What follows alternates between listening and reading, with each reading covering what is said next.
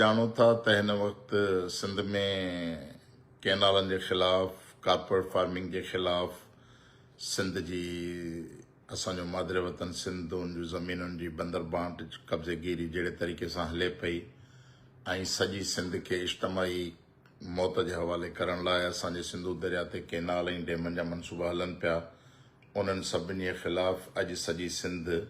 सरापा एहजाज बनियल आहे। एहजाज जारी आहिनि, ॻोठ ॻोठ, वस्ती वस्ती, वाइण वाइण, नंढे नंढे ॻोठ में हर मकतब फ़िक्र जा माण्हू तमामु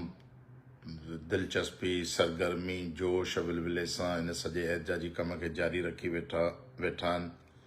जंहिंजे लाइ सॼी सिंध खे असां हिते अमेरिका में आहियूं। अमेरिका में वेठल सिंध जा माण्हू जेके बि सिंधी माण्हू आहिनि या मजमूई तरह जेके पाकिस्तानी समाज सां लाॻापियल माण्हू आहिनि, भले उर्दू ॻाल्हाईंदड़ आहिनि, पंजाबी ॻाल्हाईंदड़ आहिनि, पश्तो ॻाल्हाईंदड़ आहिनि, जिन माण्हुनि सां मुलाक़ात थिए थी उहे सभु इन ॻाल्हि खे एप्रिशिएट कनि था, सपोर्ट कनि पिया त वाकई सिंध सां ई वॾो ज़ुल्म थिए पियो। इवन बलोच आहिनि त उहो सिंध सां ज़ुल्म थिए पियो ऐं हीउ जेको आहे सिंध जे जियापे जो मसइलो आहे, पर उन ते वॾो एतमीनान जो इज़हार जेको थिए पियो, छो जो सोशल मीडिया सॼी दुनिया खे ॻंढे छॾियो आहे,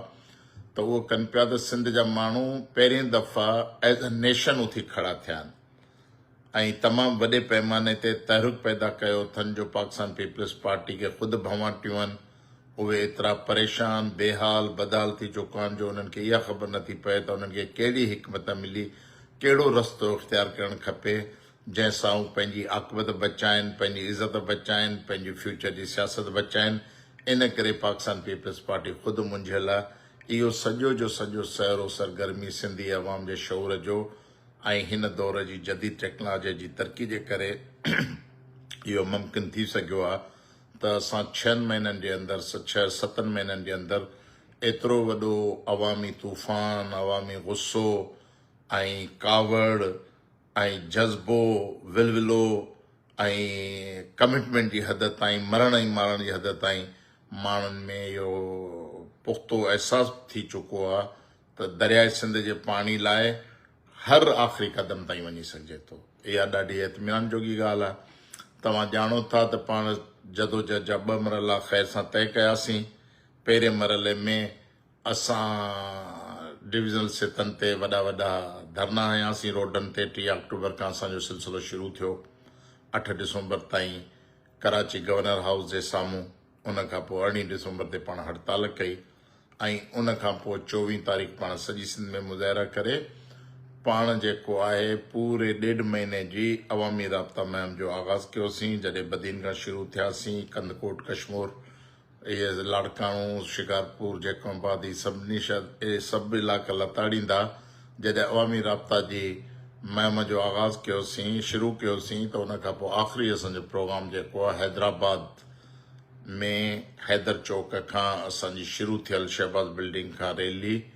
अवामी रैली जेका हज़ारनि जी तइदाद में माण्हू हुया उन में, ऐं उहा रैली हली असांजे मादरे वतन जे जलसे में इख़्तिताम पज़ीर थी। उन खां पोइ असांजो जलसो थियो जंहिंमें असां पंहिंजे दरिया जो पाणी जो ॻाल्हि ॿोल, गुफ़्तगू, फ्यूचर जी हिकमत अमली जे बाबति फ़ैसिला करे असां उनखे मुकमल कयो। उन खां पोइ सॼो रमज़ान जो महीनो तव्हां ॾिठो आहे त सिंध में इंतिहाई वॾे पैमाने ते क़ाबिल फ़ख़्र ऐं ॻाणेटा जहिड़ा एहजाज थिया, जंहिंमें हर मकतब फ़िक्र, वकील, उस्ताद, शागिर्द, शाइर, अदीब, औरतूं, ॿार, ॿुढा,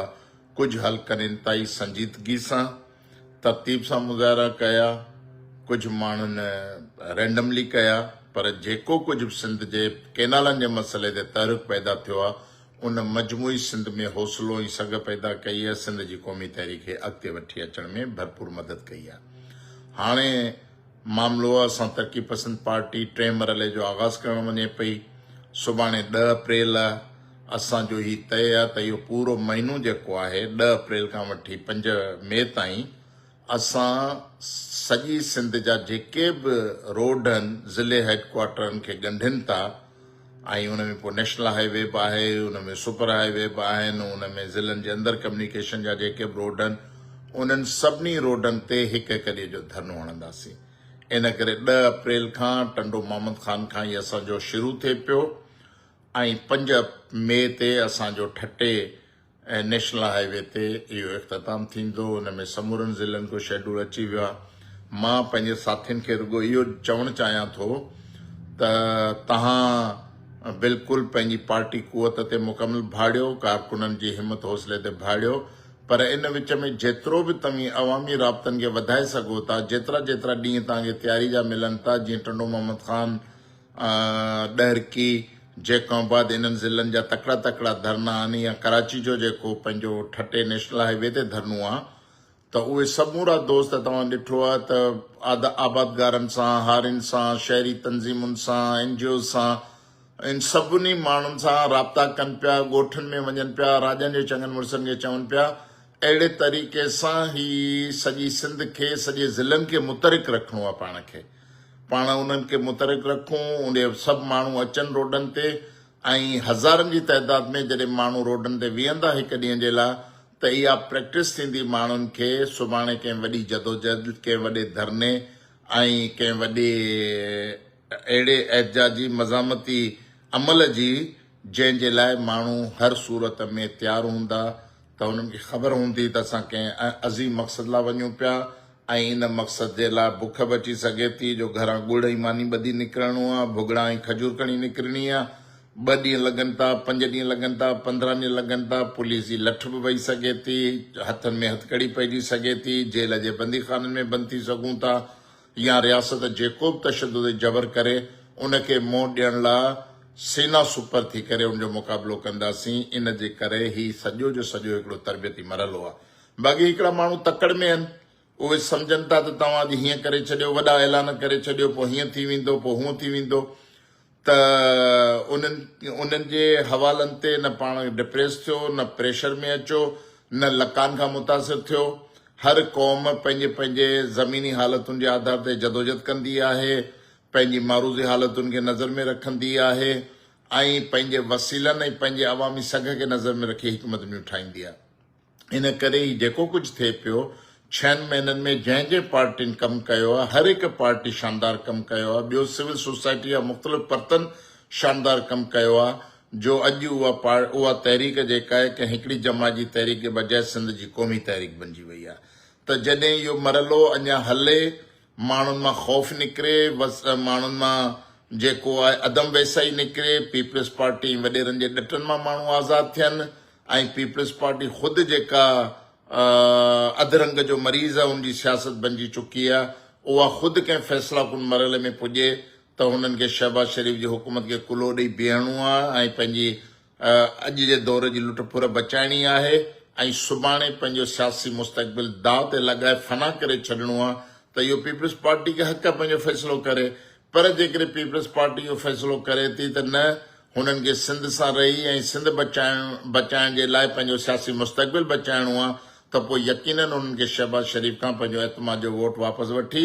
हुननि खे अपोज़िशन जे बेंचुनि ते वञणो हूंदो। जॾहिं पीपल्स पार्टी इहो फ़ैसिलो करे वठंदी त पोइ शहबाज़ शरीफ़ खे कुल्लो ॾियण लाइ सवाइ MQM जे ॿियो को बि कोन रहंदो। MQM जे वोटनि ते शहबाज़ शरीफ़ पंहिंजी हुकूमत नथो बचाए सघे, छो जो मुल्क जूं समूरियूं पॉपुलर पार्टियूं जेके आहिनि उहे सभु अपोज़िशन में आहिनि, ऐं पीपल्स पार्टी हिन वक़्तु पंहिंजे कुलनि ते हुकूमत खे बीहारे बीठी आहे। जेकॾहिं पीपल्स पार्टी इहो फ़ैसिलो करे वरितो त पोइ अञा जंग आसान थी वेंदी, अञा वधीक ताक़तवर अंदाज़ सां जंग असांजी फ़ैसिला कुन मरहले में दाख़िल थींदी।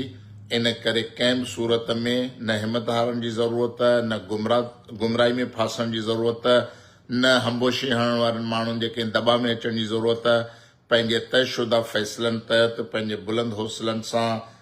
पुख़्ते अज़मत सां ऐं मज़बूत क़दमनि सां पाण खे पंहिंजी तहरीक खे जारी रखिणो आहे, ऐं इनशा अल्लाह उहो ॾींहुं परे कोन्हे जॾहिं असांजी इन मामूली हलचल जेका आहे उहा दुश्मननि खे मुख़ालिफ़नि खे परेशान करे छॾियो त मुस्लिम लीग नवाज़ वारा कीअं भौंकनि था वेठा, को ताना थो मोकिले, को धमकियूं थो ॾे, को मयारूं थो ॾे, को धड़का थो ॾे, त हुननि जे अंदर में इहो रोलो अची वियो आहे। हू पाण सम्झनि था त ही भुंड ॻरो आहे, ही पाणी जो भुंड ॻरो आहे। हुननि पंहिंजे हमनवा TV एंकर्स खे, पंजाबी शाउनिज़म जे जेके नुमाइंदा जेके आहिनि उन्हनि खे मिलाए छॾियो आहे। रोज़ TV ते अलाए जे कहिड़ा कहिड़ा किस्सा ऐं दास्तान ॿुधाइनि पिया, पर उन्हनि जी गुफ़्तगू, उन्हनि जी ॻाल्हि ॿोल ॿुधाए पई त हू इंतहाई डिप्रेशन में आहिनि, दबाव में आहिनि ऐं वाइड़ा थी चुका आहिनि। इन करे यकीन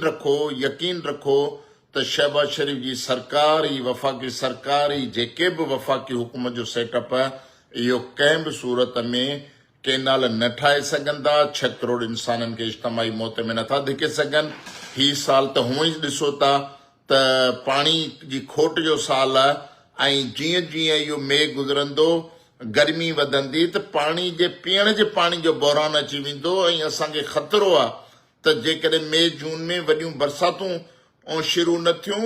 त हिते उञ विघे, जानवर त मरंदा पर इंसाननि जे मरण जो ख़तरो पैदा थी वेंदो। सो इन लाइ तमामु वॾो इम्तिहान जो वक़्तु आहे पाण खे ऐं इंशाअल्लाह पाण हिन मरहले खे साबित क़दमी सां अॻिते वधाईंदासीं। ऐं मां बि पंहिंजे जेको मुंहिंजो सिहत जो चेकअप वग़ैरह ई मरहला आहिनि, इहे मरहला तइ करे ऐं कंहिं न कंहिं मरहले में अची तव्हां सां शामिलु थींदुमि ऐं ईंदड़ मरहलनि लाइ, वॾनि मरहलनि लाइ पाण तयारी कंदासीं। उमेद रखां थो त तव्हांजा हौसला बुलंद हूंदा। सॼे सिंध जे अवाम खे अपील करियां थो त STP तरफ़ां 10 अप्रैल खां ई रोडनि ते धरननि जो जेको हिकिड़े महीने जो मुकमिल प्रोग्राम आहे, इन प्रोग्राम में साथ ॾियो, शरीक थियो ऐं सिंध जी क़ौमी सघ ऐं ताक़त वधायो त जीअं पाण हिन मरहले खे कामयाबी सां सरअंजाम ॾेई सघूं ऐं सिंध दुश्मन क़ुवतुनि खे पोइते हटण ते मजबूर कयूं ऐं केनालनि जा ऐलान वापसि वठाए सघूं। मां तव्हांजो शुक्रगुज़ार रहंदुसि। सिंध ज़िंदाबाद, इनकलाब ज़िंदाबाद, क़ौमी जदोजहद ज़िंदाबाद। तव्हांजी वॾी महिरबानी।